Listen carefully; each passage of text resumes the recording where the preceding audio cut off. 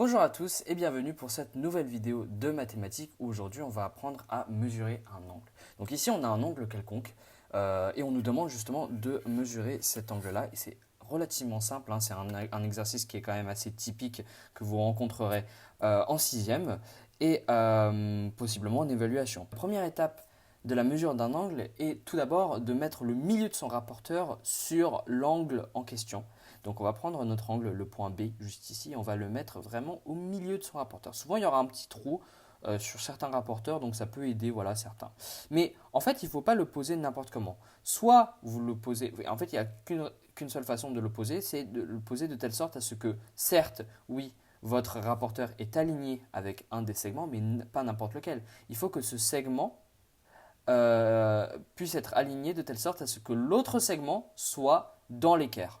Oui, on a votre autre segment ici, il est bel et bien dans l'équerre. Mais par exemple, là, je vous montre juste un petit exemple, un contre-exemple plutôt.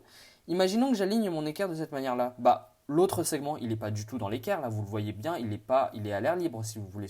Le but, c'est justement de le recouvrir. Parce que sinon, vous ne pourrez pas lire, vous ne pourrez pas du tout lire votre angle. Donc, il faut absolument que, oui, ce soit aligné, mais d'une manière, de telle sorte à ce que l'autre segment soit aussi recouvert par le rapporteur. Pourquoi vous allez voir justement. Maintenant que vous avez bel et bien aligné et que vous avez mis votre segment sur le rapporteur, l'autre segment sur le rapporteur, ou l'autre trait plutôt, je devrais dire, euh, vous avez en fait fait 90% du travail, le reste c'est que de la lecture. Là, voilà, on va en fait prendre notre point B, on va regarder l'autre segment, non pas celui-ci, parce que c'est pas celui-ci qui nous intéresse, mais l'autre segment, et on prolonge et on regarde par rapport aux graduations. Alors, quelle graduation? Il y a deux graduations possibles. Il y a cette graduation-là, qui est en jaune, et il y a les graduations qui sont le long de la paroi, de ma paroi, de mon équerre. Mais en fait, en réalité, nous, ce qui nous intéresse, c'est plus ces graduations-là, puisqu'elles commencent par 0. Bon, là, vous ne pouvez pas voir, mais ça commence par 0. Et ça va jusqu'à 180 degrés. Là, en l'occurrence, les graduations jaunes, elles commencent par 180 degrés. Sauf que ça ne nous intéresse pas vraiment de connaître une graduation par 180 degrés. C'est un peu...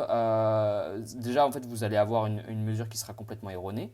Et puis même, vous le voyez que là, votre angle, il est inférieur à 90 degrés. Donc ça ne fait aucun sens que, par exemple, ici, vous ayez 120 degrés. Ça ne fait aucun sens. Donc c'est effectivement l'angle ici qui mesure 60 degrés. On lit 60 degrés. Et là, en fait, j'ai déjà fini de lire mon angle et j'ai juste à noter ici la mesure de mon angle. Mais donc, voilà, faites attention, essayez de réfléchir un peu. Vous voyez ici clairement que votre angle est inférieur à 90 degrés. Ne prenez pas la mesure à 120 degrés. Donc il y a deux façons de lire un rapporteur, mais vous devez prendre la manière la plus facile et la plus cohérente en tout cas de lire votre mesure. Et c'est donc ici effectivement 60 degrés.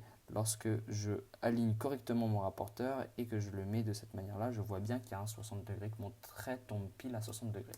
C'est donc la fin de cette vidéo.